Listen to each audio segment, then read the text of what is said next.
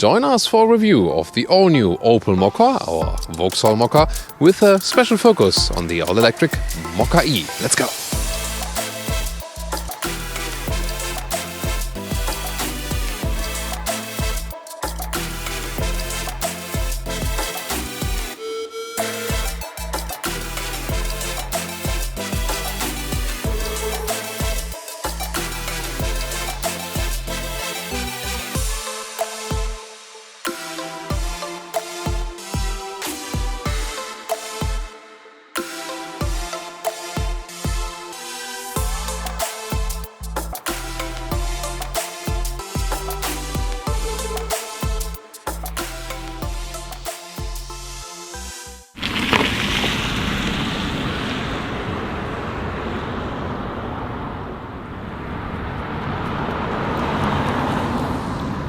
In the front, the all-new Opel Mokka has a special new so-called visor. It's like, screen of a helmet or something, or the visor of a helmet, yeah. That's covered right here. It's closed and then leads over to the headlamps. They start standard with LED, optional matrix LED. And the interesting thing is, left or right here, this is the Ultimate and this is the GS line. Sporty look right here. Also, this is the highest trim. The length is at 4 meters 15, 13 foot 6 or 163 inches, and being the ultimate trim in the green color. You can see here the chrome line. This is the main design line, very interesting. And in the GS line there would be this red stripe going over the vehicle. You can get contrasting roof colors here in black, white or red. That's also possible for more individualization. And wheels from 16 to 18 inch. These here are the 18 inch, both on the Ultimate and also on our GS line trim for today. And you can also get them, for example, in contrasting colors, or in this case then fitting colors to the exterior color. For example, we have here also the green car with the green wheels. It's also possible in red or blue and so on. So really, screaming out as for the color codes. Opel wanted to be more German for the design once again, and therefore they also put these new tail lamps. Well, obviously the Vauxhall versions will also be more German in design. Then in lower part, contrasting right here, and the electric version also once again gets the E logo right there, and the petrol version also you could see the exhaust tip. This vehicle stands on a PSA group platform, or now we have to call it Stellantis, this huge new automotive group. And this platform enables that they build the same vehicle on the same assembly line as an all-electric version and also as the petrol version or the diesel. Here, the all-electric one, 136 horsepower, the quickest one in the lineup with 9 seconds in the acceleration figure. Top speed 150 kilometers an hour, so around 90 miles an hour. And you have a 50 kilowatt hour battery that will give you an official maximum range of 320 kilometers or 200 miles. And the effective range, as it is here right now, today for example, you can calculate some 260 kilometers or 160 miles. Of course, not the biggest battery, not the biggest range, however, still usable if you primarily use it as a city electric vehicle. And the petrol, there's a 3-cylinder right here, turbo petrol engine, 1.2 liter, 130 horsepower is a top spec, or less one with 100 horsepower. And then there's also a 1.5 liter diesel. And recharging of the Mokka-e is right here. Leave it at a household plug overnight, or here then 11 kilowatt AC charger for a powered wall box or for a charging station. Then get some 100 kilometers in the battery in 90 minutes, or DC charging here, maximum of 100 kilowatt, and we'll get some 100 kilometers in 12 minutes.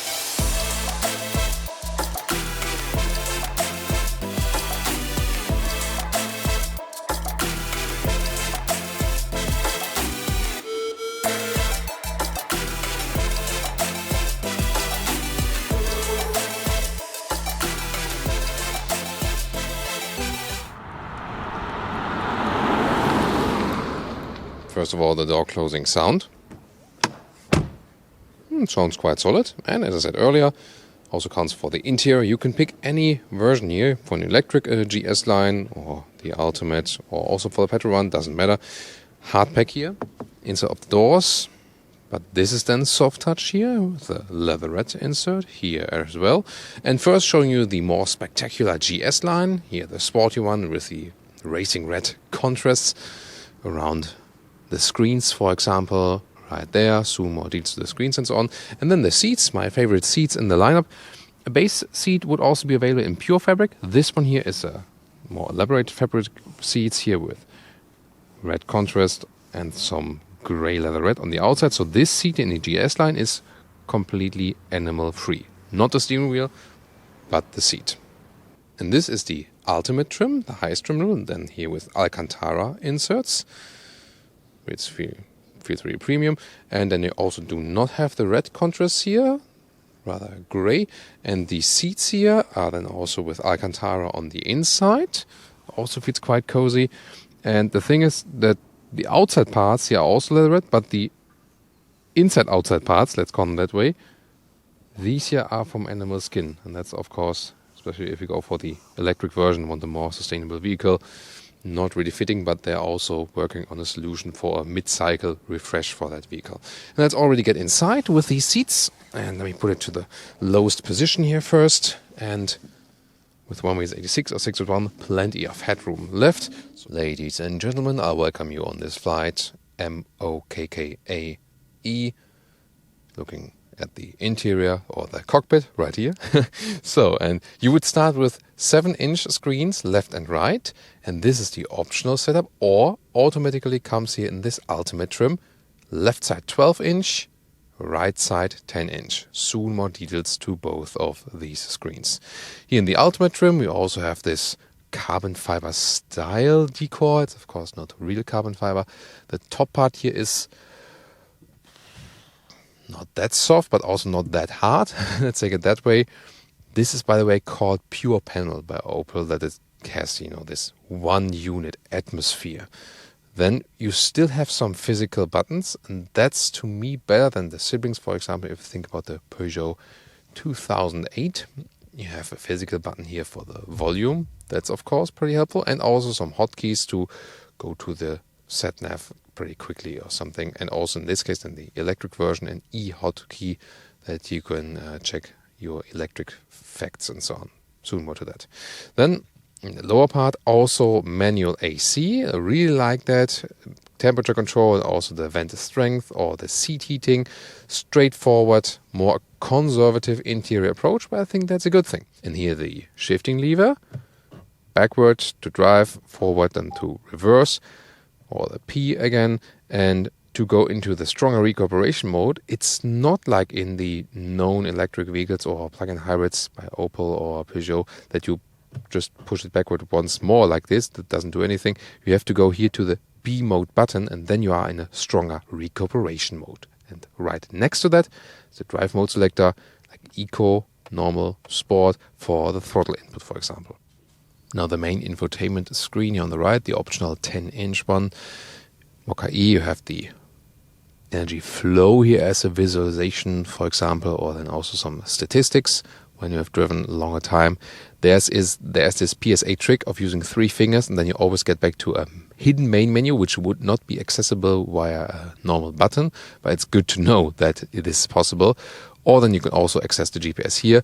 The software here is already somewhat outdated. Nothing special to await there. In the Insignia or the Astra, it is definitely better. But this one here with the Peugeot Citroën background, they didn't invest so much money in the infotainment system here. Now to the rear seats. Of course, also hardback here at the inside of doors. But again, it's a good price performance car. Then Alcantara inserts in the top Ultimate trim. Would be fabric with red contrast in the GS line once again. There is a middle tunnel still, although it's a front-wheel driven platform, no matter if you go electric or with the petrol, for stability reasons and also for battery packaging reasons. Then USB chargers, you've also seen the middle tunnel, and well, it's a very short vehicle, and that means tall adults, if you drive also with a tall one in the front, doesn't really work. At least the seats are soft, so you have to squeeze yourself in here. But headroom-wise, there's no problem. So also tall else fit in, at least height-wise. You can theoretically also occupy the middle seat. Theoretically, just I have to put my legs somewhere. Yeah. Then you already fold the seats from here, 1/3, 2/3 split. Isofix here at the outsides. This is a very important moment in the history of our channel and for long-time subscribers, because I have a new folding ruler, which is now pure white and also shows centimeters and inches on the same folding ruler. And no, we were not paid to show this, therefore I also won't mention where I got it. So this is purely for you, the full 15 euros or something, just for you. So, and then we can also show you that the normal length of that trunk here we go, is about 60 centimeters or 24 inches. And the width of that trunk is right about a meter or 40 inches. And last but not least, the height to the cover. Here we go. Yeah, 15 to 16 inches, around 40 centimeters. And you see I already have a setup right here with a backpack and a cabin trolley, so very well usable. Liter figures 350 up to approximately 1100. The electric version just has a little bit less of liter capacity, but I show you why or where. This is the same here, electric and petrol, totally the same. Underneath this cover, also the same, some more storage. You could put your charging cables also in here, for example, because you have no trunk. And then underneath, this is then where the electric version is a little bit limited, because some of the battery packs are underneath. This is then where the petrol engine would have space for a replacement tire. And then we can also fold the seats like this. Again, 1/3, 2/3 split. You can reach over from here or do it from the rear compartment. This is then the absolute maximum setup. And at least when I would be driving, let's see what total length we can score. Here we go. So here we are at about 54 inches, almost 140 centimeters. And should you need more trunk height, you can put this thing out completely, that's possible, or just move it below, so both is actually possible. And when I put it out, just to show you then the maximum height setup, this is then more helpful actually. So then to the cover, get about 50 centimeters or 20 inches, so gain about 10 centimeters. And then it's also easier with putting a backpack in here, even if it's a little bit higher.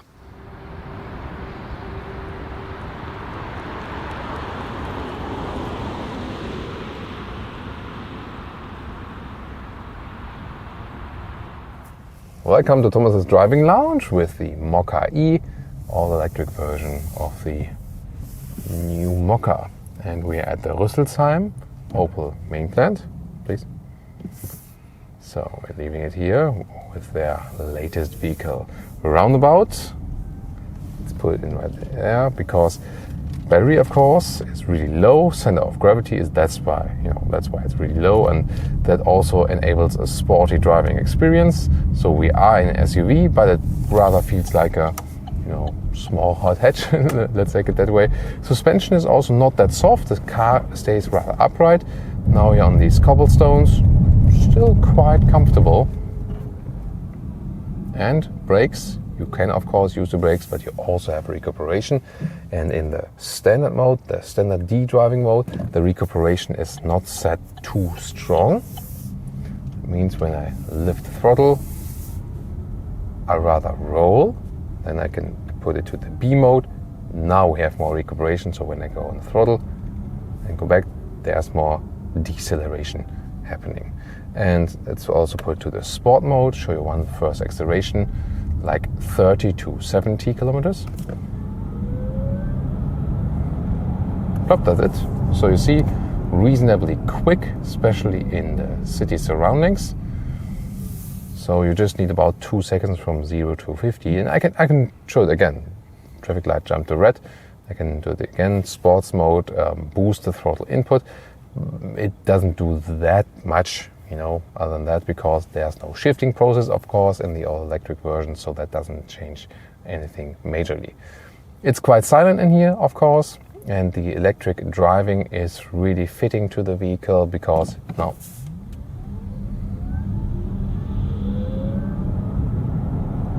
plop, that was 0 to 70 kilometers an hour and we are gone. Again, the E version, the Mokka-e, the quickest from the whole lineup, and it's really so much fun. Definitely the most fun version because of the instant acceleration, because you also have a silent experience at the same time and lower center of gravity. It feels most agile, although it is the heaviest, of course, because of the battery pack. It feels most agile because of the good or better weight distribution than in this case. Also, when we do lane change here, a lot of fun to pull it around. It feels astonishingly high, by the way. So it is a small SUV and you wouldn't expect such a high driving feeling, but it really already feels like a bigger SUV because you sit quite high. So this is also a major difference if you compare the platform brother, the Opel Corsa. They really have a significant difference after that. Since I'm more used to electric vehicles which have a stronger regulation, I usually put it in the B mode, so I already have deceleration when I lift the throttle. Most of the time when we lift the throttle, we also want to decelerate. If you want it still rolling when you're on the B mode, then just stay a little bit on the throttle and then you can still use this rolling effect, so that works no problem. And now it's motorway time. Yeah, here in these faster corners you feel that a Corsa E would feel sportier because we're definitely higher with this vehicle. It's as I said, it's a nice agile driving feeling. So now we're getting on the motorway. Let's see how it behaves there. How quick we came out of the corner. Oh, we have to get in before the driving school. That's better. Yeah, here now when we are already at speed, then it makes a difference when you have the electric version. There the petrol has a little bit more performance, but of course it also depends on the driving mode a little bit more. So when we go back to the sport mode, see what acceleration we have when we are at speed already. So it's about 90 kilometers an hour. Let's see, let the car pass.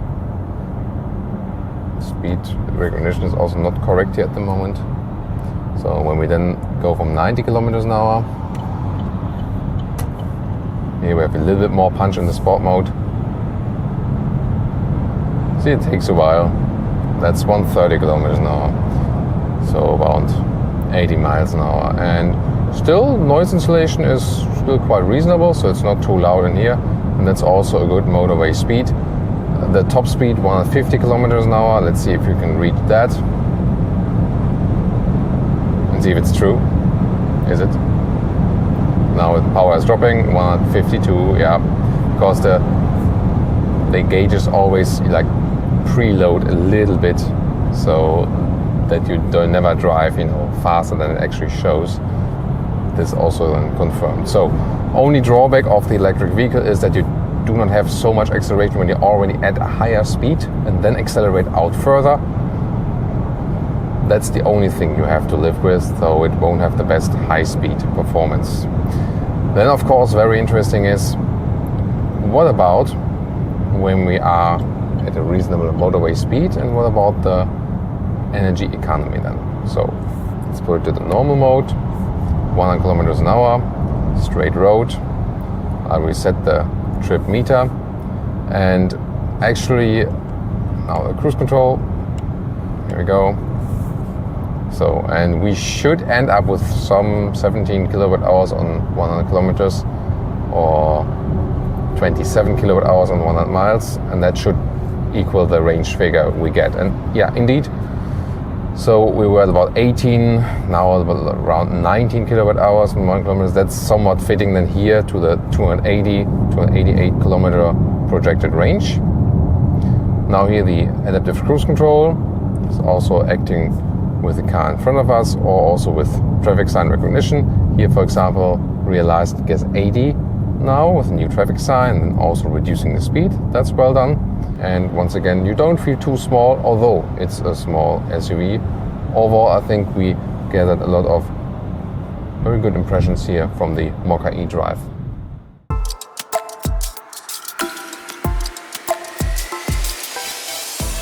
Now, as a comparison, the petrol version, 130 horsepower, and the automatic gearbox, so we can also better compare that. And I started the other part with the electric vehicle here in the roundabout, and that's what I do here as well. And I mean, it doesn't feel like a completely different vehicle, but it somewhat does have a different feeling, definitely. So you feel that the center of gravity is a little bit lower than with the EV. I mean, a little bit, actually significantly. So it still feels agile, but yeah, that's really the funny thing here with the EVs. Although they are heavier, they feel sportier because of the you know different center of gravity. Pretty cool. So here with the petrol engine now, of course, you hear that sound, and you don't have this torque that is instantaneously there. So in the city here, the EV feels definitely way quicker. So just from the get-go, from zero, the EV is way quicker, and that's of course also more fun. But driving-wise, driving agility-wise, I can still say it's still a lot of fun because the steering is direct. The car has this rather sporty suspension, but which is not uncomfortable at all. Automatic gearbox. Sometimes, trying to find the right gear. It's not bad at all, no. But that's also a big difference then in the, how the customer feels the car. So with the EV, it's just like, it's flawless. Just like, it's there. And here with the shifting process you feel in here with the automatic gearbox, of course, even more so if you would do that manually, this is a significant difference which makes the EV driving so much more pleasing. So sportier and calming at the same time, basically, you can say. Typical 3-cylinder sound here. This sounds a little bit more growling or sonorous than a 4-cylinder actually. Oh, that's interesting. Okay, seen that. Live in Autogefühl. So the sound is actually not too bad. Actually quite nice. So from zero, it's a little bit slower, yes. But the thing is that we will soon experience it also on the motorway. When you are at speed already, at higher speeds, then the petrol engine will do a better job at giving you a nice acceleration when you are already at speed. It is a small engine, yes, 1.2 liter, 3-cylinder, but you have that turbo, and that means that already when you are at speed, you still have some decent acceleration going further. So, and here once again, right, left, good feeling for the vehicle. When you're just rolling and the car is not making any significant engine sound or something, then you could also be sometimes mistaken in which am I in actually. And once again, here the GS line with the red contrast and so on, with these fabric seats, you could get the very, very same one also for the EV version, so that's still possible. And I think it's also good that they have this flexibility,